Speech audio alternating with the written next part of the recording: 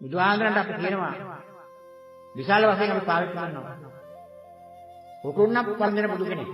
ඒ කියන්නේ සිදුවෙක් කුමාර. සිදුවෙක් කුමාර රාජ්‍ය පවුල කෙනෙක්. ශාක්‍ය වංශ. ඒ නිසා උකුණක් තියෙන නිසා ශ්‍රවණ දුන්න. උකුණ. බුදුරජාණන් වහන්සේ. ඒ උකුණ අපිට නෑ. බුදුරජාණන් වහන්සේ කියලා කිව්වේ මොකද්ද? මොකක් නිසාද? බුදුරජාණන් වහන්සේ කියන්නේ ශාක්‍ය වංශේ නිසා. හැබැයි ශාක්‍ය වංශේ බුදුහාමුදුරුවෝ නෙමෙයි. ඒ වංශයෙන් අරගෙන අපේ දිගට මේ කතාව අරගෙන ශාක්‍ය වංශේ බුදුරජාණන් වහන්සේ. ඉතින් පින්නන්නේ තවත් එක කතාවක් තියෙනවා. රුද්‍රා බුදුහාමුදුරුවෝ පාර්ලිමේන්තුවේ වණේට වඩිනවා. ඒ පැත්තේ යනකොට කොසඹෑනුවර. ඔය කොසඹෑනුවර සෑම වැසියෙක්ම බුදුහාමුදුරන්ට ආමන්ත්‍රණය කරන්නේ පංචශීල බුද්ධ කියලා. කොසඹෑනුවර. පංචශීල බුද්ධ. ඉතින් මම පංචශීල වලට විරුද්ධව.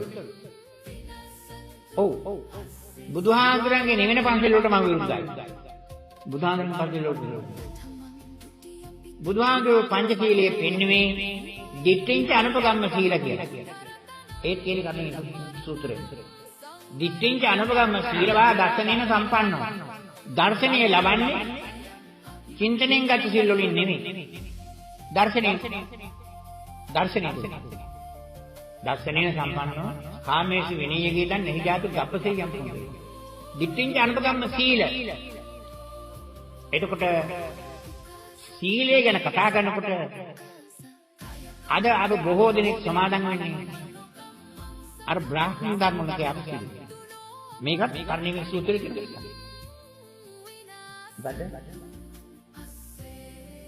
සාමාන්‍ය බෞද්ධ පන්සිල් සමාදන් වෙනවා.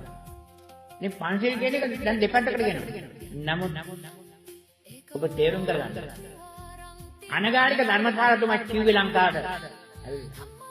සිංහලයිනි නිවැරදි පන්සිල් ඉගෙන ගන්න. නිවැරදි පන්සිල්. නිවැරදි පන්සිල් දන්නවද? දන්නේ නැහැ. ඔබලා කියන්නේ එකක් කියලා එකක් කරන පන්සිල්. one thing in practice, one thing in theory. එකක් කියලා තව එකක් කරනවා. ඇයි එන්නේ? කියන්න කනගාටුයි.